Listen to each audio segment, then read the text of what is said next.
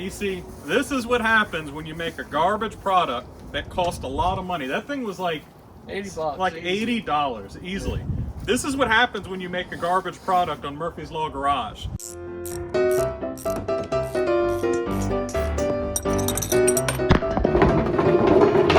Dang it.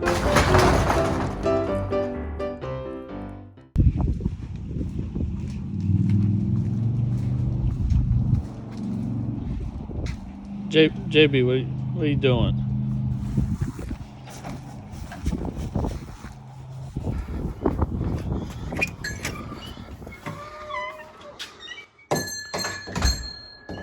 JB, what are you doing on the truck? Is this not a thing anymore? I don't think it was ever a thing. You gotta break it. I'm gonna need help. I can't get down. I bet you do. Welcome everyone again to Murphy's Law Garage. And today, we work on the Bronco. Including guest star David.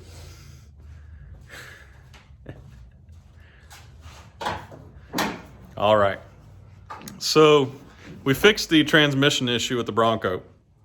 So now we need to move on to something that's been a pretty big annoyance, other than the flat tires David keeps getting. But we need to fix oil leaks on the back of the heads.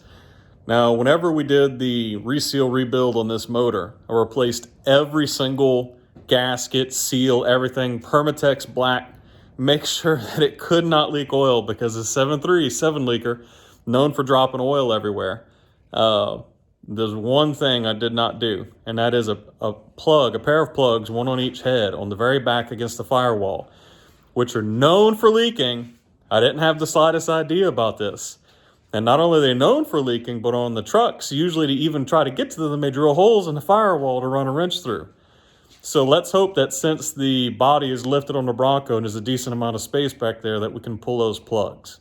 So let's start with that. Be right back. All right.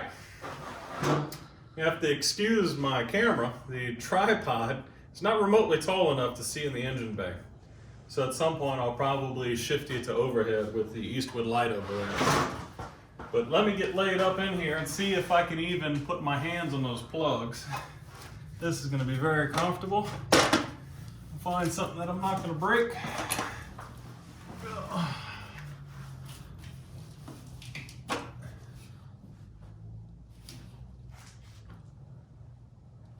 All right. So I'm feeling above the crossover pipe. Right in the center of the back of the head, I can feel that oil passage right here. The one on the driver's side does not appear to be leaking, it's dry. Got a couple more bolts back here. Let me rub on them just to see. The freeze plug is dry as well. Unfortunately, the down pipe is all up in the way. David's standing behind the camera making a funny face over here, because we know how fun this down pipe was to put in. Anyways, I'm rubbing on the back of this one, and it's got some almost sooty, grimy dirt on it. I don't feel any wet oil.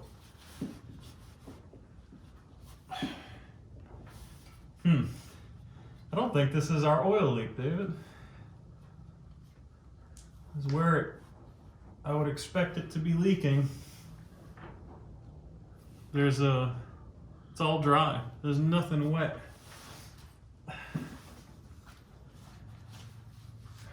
Let me move you all on the camera. It's above my head so you can see what I'm poking at, but I believe our oil leak might actually be from the pedestal. All right. So I've saved y'all from the boredom of watching me poke at this for a while. But here's a snail on top of the motor. And where on the back of the two heads right here, where I'd expected there to be a leak, there is not. There is a very small amount of diesel sitting in the very valley of the motor. But is the exact same amount of diesel we spilled when we initially initially purged the diesel out of the fuel filter up on top on the can. So unfortunately, it looks like it's actually a rear main seal, and the only reason why it looks like it might be coming from the top is the torque converter is splashing the oil up towards the top of the bell housing, and it's running back down again. And even more interestingly so, it looks like we've developed a front main seal leak as well. So let me pull y'all down there and I'm gonna point it out to you, but I've got a good feeling we're just gonna let this 7-liter leak. We might try to redo the front main seal again and either push it forward or pull it backwards to see if we can get up out of a groove that might be causing it to leak. But it's really not worth it. The leak is so slow. It's just annoying to have. It's annoying to have a pretty truck with, you know, really cleanly done engine bay and stuff like that, and the underneath of the truck looks real nice, and to have oil kind of splattered all over things underneath there. And me, as being a very OCD person, it annoys me that it would want to do that. But I know that these motors are just really known for these kind of leaks, and, you know, fixing them and then months later them coming back. So I don't know that it's really worth it to chase it like that. So let's get you underneath and take a look at it. All right, so leak numero uno. Here's the front main seal. Glad to see that harmonic balancer that's brand new decided to rust so bad. But the front main seal is leaking. Now this is a new one to me. It wasn't that long ago that I was up under here and this was not leaking. Now, as I said earlier, fortunately, it is possible to try to slide the seal deeper or shallower inside of the groove that retains it to try to avoid a groove in the crank that could be causing this.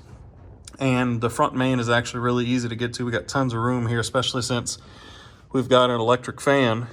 It will pull the front main seal housing off and maybe try that one again. But the one that really sucks, I'll put this right here, is this. We've got oil leaking down here, and what's weird about it, and what I've come to resolute is just because the converter's tossing it, this area is staying dry. Like, this is pretty dry, but you get a lot of oil here, a lot of oil from up in there. Of course, you can see some condensation water from this morning mixing with a little bit of oil right there, and some oil running down here, and, you know, just a littlest bit coming out right here, and you can see where it's actually wet the transmission oil pan, and a little bit of the cross member back there is starting to collect dust. This is annoying because it looks dirty. And the kind of mechanic I am, I just don't like to see this kind of stuff. But getting the transmission backed up, getting the rear main seal out, all to put it in, and possibly only find out it's going to start leaking again in a few months, it may not be worth it to even do. Me and David were just talking about it, that if it wants to drip a few drops of oil, maybe it should just sit in the yard. But we'll see. You know, if David's talked about putting a ZF in this thing and going manual, and maybe doing a built engine and turning the boost up even more. If we do that, you know, maybe we'll get in there, possibly get the crank turned, or get a new crank. If it's grooved and that's why it wants to keep leaking like this, then we'll do that and get it to stop leaking oil. But I think the time and effort just makes it not worth it, especially for the rear main seal. But we may try the front main seal. Well, that's it, guys. Me and David have resolved ourselves that this truck is just going to lubricate his yard well or keep itself from rusting. As of right now, it's just not worth it. We may decide to order a front main seal and pull that housing off and try that again. But we're not going to mess with it right now. But what we are going to do is check out the front lockers on the truck, because in our video where we were climbing that hill, it appears to be that the locker is unlocked and we were freewheeling in the front, which sucks, especially since hopefully soon we'll be making it to 250 subscribers on YouTube. And when we do so, we're going to roll over a car, and we need the front wheels pulling, especially since the rear end of this thing is open and it likes the one wheel peel. We really need the front wheels pulling. So let me flip you around. David's laying underneath the truck right now. He's going to turn the drive shaft while I attempt to lock the lockers. And what I'm thinking it is that they're too new They're too stiff. We've only used them a couple of times, and the truck probably needs to be bumped a little bit, like rolled some, for the locker to engage fully. So let's take a look at it. All right, y'all, I'm on the passenger side. David's under the truck right now. I'm gonna turn this without David turning the drive shaft. And it's nice and stiff, and you can see it wants to fall just short of the locking point. You could possibly force it there, but David, can you go ahead and spin the input shaft? Spin the input shaft. You see, not quite. It's unhappy. Let's try the other side. So I really think they're just stiff from being brand new. So we're gonna go ahead and spin this one. Oh boy, the light is not very good. Oh, we locked in. And it locked in. So it's interesting. I heard the other side. I did too. What's interesting is that it locked up even before this locker was turned all the way to the lock position. Let's check this one and see if it's allow us to come all the way forward, and it has.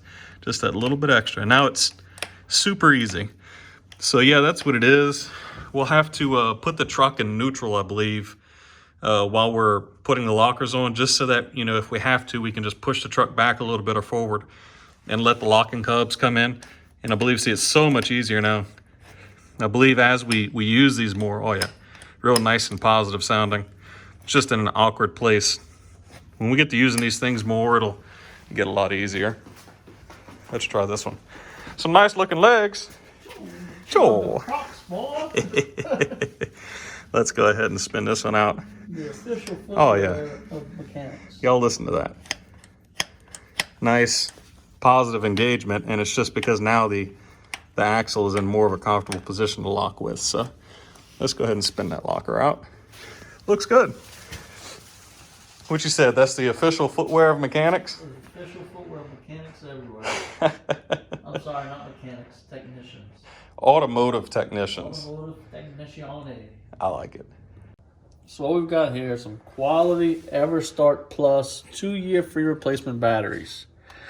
Luckily, it's already leaking acid. And not just one of them, right? No, not just one of them. They are both leaking acid. You mind telling the audience how long ago these were replaced and for what reason? The reason was the same reason. The time was evidently sometime after August of 2018. Because this one has August 2018, that one has September 2018, when the battery was manufactured. So it was October 2018 we went to Biloxi. I think I changed them before that trip. It was either September or October, maybe November of 2018. I don't remember if I changed them before we went to Mississippi or not. For the same thing. The same thing. So guys, They keep giving me free batteries every year and a half. To be fair, we wouldn't have intentionally bought EverStart batteries for this truck. The F-250 that we got, the donor truck, had a pair of nearly brand new EverStart batteries in it. They were leaking acid. I told David, they're in warranty, just bring them to replace them. And he did. And guess what? Again. I change out batteries every year and a half for $0. Right. Something else I noticed. You might need to go get the hose there, Beb. Take a look in there. Is she running hot? I'd like to, but it's really high. She's not. It's really high. There's no oil in there or anything. It's a little low on coolant. It's most probably, if I had to guess, it's not seeping anywhere. Every 6 months or so we have to put some water in it. I believe the turbo is probably consuming a little bit of coolant, which is not really a surprising thing. The turbo is a reman replacing. You're never getting that back. Never ever. She's gone. She gone. Let's see if Dorman makes a... Is that the ASC certified master mechanic approved method of checking your coolant level? Well, you just want to make sure there's no oil in it. There's there's no oil on top. It's just water. So it's not like it's a head gasket issue or something. I believe. Like to smell it? No, I'm good. Thank you though. Should I wring it out back in there? Every job counts, right? Yeah, I think the turbo is consuming a little bit of coolant, which is no big deal. That's not super uncommon on a diesel truck. But anyways, yeah, help me out because I'm short ladder. And that's not true because me and David are both well over 6 foot. This is the relay that controls the electric fan right here. Really nice, big, quiet derail unit. The issue we're having with this is that the AC is currently not working. Well, it works, but it'll blow Freon at you because it overheats. And that is because the trigger wire from here that should be sensing when that compressor comes on and turning that fan on to cool the evaporator is not working. And I touched this earlier and that happened. So that's probably our first sign there's a problem. Is this American made or no? I mean, that's derail, bro. I don't immediately recognize this brand. See if I can get myself shocked.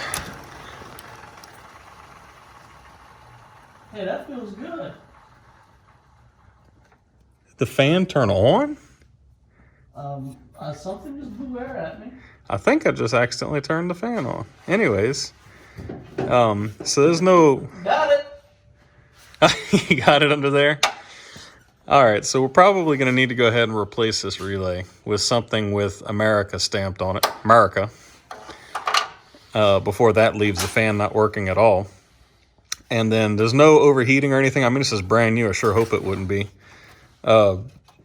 Anyways, this is the trigger wire that goes over there to the compressor. I'm going to attempt to find the right 12-volt source to make this work properly because the truck wasn't running at the time. And I couldn't just turn it on and fire the compressor and then read for 12 volts at the clutch like I needed to. So I'm going to test this again and see if we're getting 12 volts from the clutch. If it is and it's some mystery, whatever, I'll wire this to come on with accessory and just blow constantly on accessory. And, you know, you'd say, well, it's noisy. It's not the right way to do it. Well, the transmission cooler comes on that way because turning 40s with 355s, 355s, as retarded of an idea as that is, I don't know who thought that'd be a great idea, David. 40s on 355s. What is that, like a 230-something gear ratio, 220-something gear ratio when you do the math? Nice. Should I pour some of this in there? What's in there? It's pressed on concentrate antifreeze / coolant. It's just the concentrate, so it needs to be thinned. Anyways, the transmission cooler's on all the time to help keep the transmission nice and cool. So, and you can't, when you start the truck, you can't hear it, like period. The truck is far too loud. So who gives a crap if the fan runs all the time? Right, Uncle David? Right. You seem very hyped about it. I am. Very, very? Very, very. You Uncle wanna- David has a cut on his eyeball and it's... Yeah, Uncle David got himself a corneal abrasion. And he's not having fun with it, but he's braving it out and helping us out today. So let me get you set up on time lapse, and I'm going to go poking at that wire over there. We'll probably have to fire the truck up at some point and see if I can figure out why that's not firing. Hold on.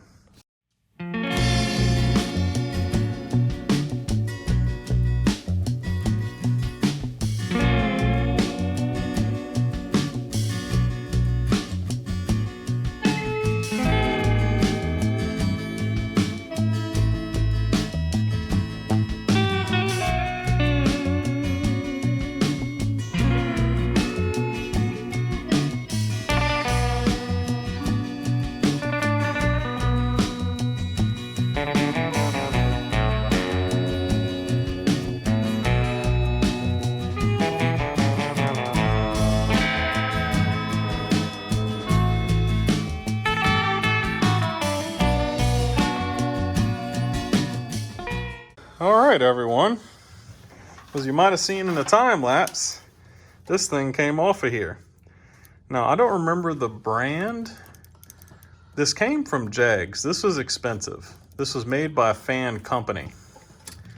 But I can't for the life of me. I thought it was a derail switch. Is it a derail switch? I thought so.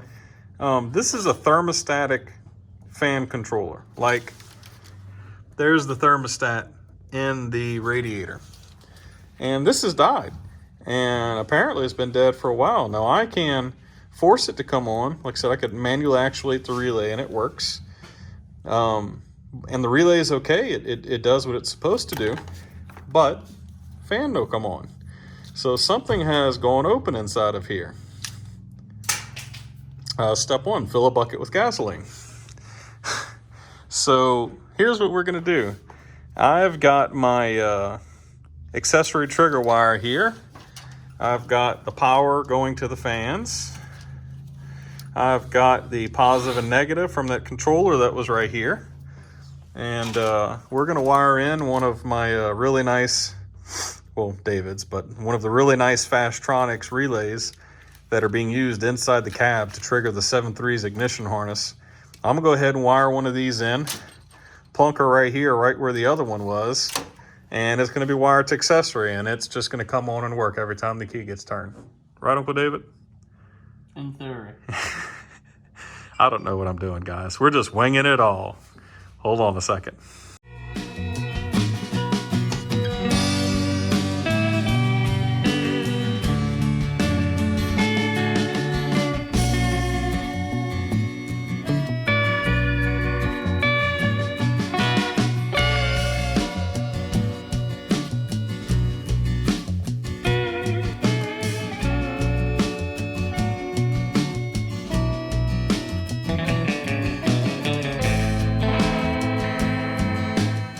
All right, I've got the Fastronics wired. We've got load, ground, battery fused, and switched.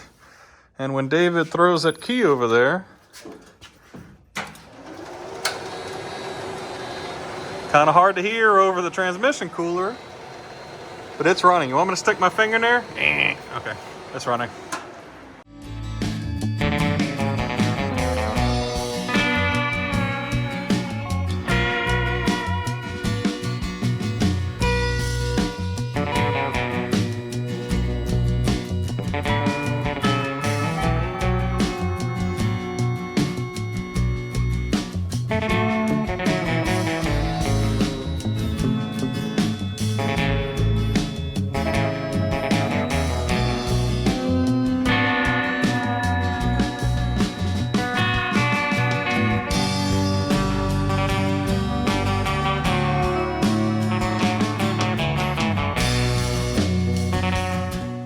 All right, y'all. Now there's a high quality 60 amp Fastronics water resistant relay in the place of that piece of junk thermostatic thing.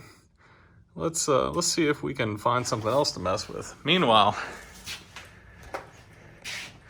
Uncle David's been over here working on his Polaris four-wheeler, trying to take a carburetor off. And it is Polarious. Dude, I am very sure he's going to ruin it to the point that I'm going to need to fix it, but oh well, we'll find. What are you doing? I'm pulling this out. I don't think the proper application of that screwdriver is stuck into the side of the carburetor. Well, I got a new carburetor coming, so I'm with a new carburetor sitting right there. Yeah, I'm sure you'll ruin that one real good too. All right. Step one. Fill a bucket with gasoline.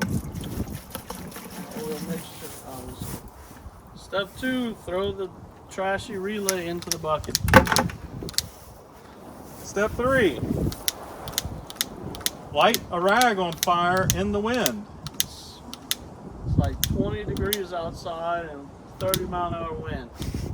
This is gonna work great. Step three, light it on fire. This is so dumb.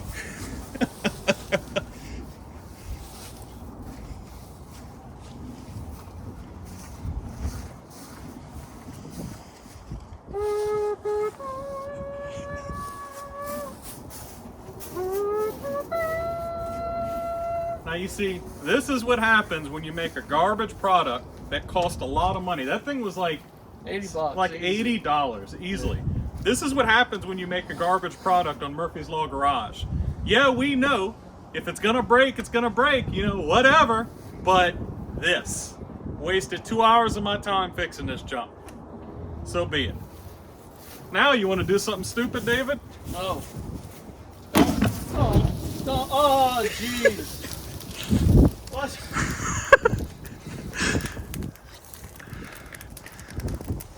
Oh, your bucket's gone. What? my bucket. Like you thought the bucket was going to somehow make it out of there? Oh, poor bucket.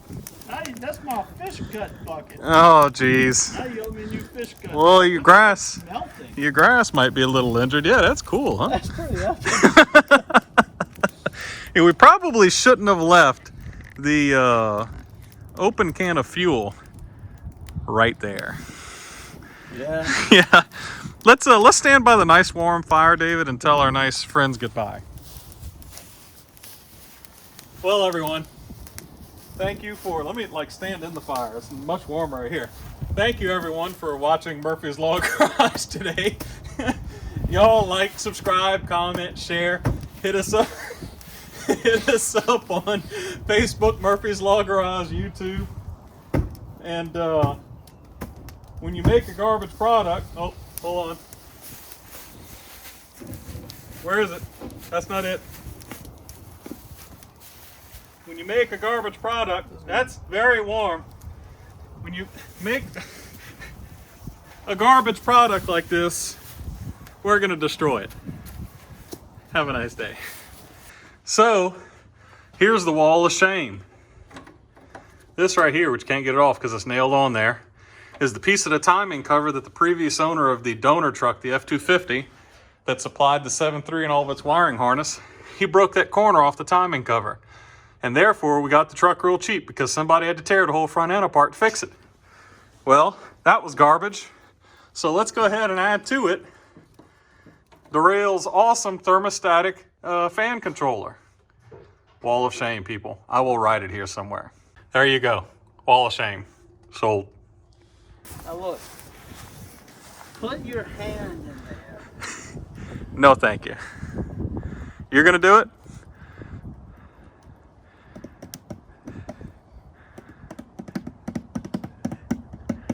And that's the outro music.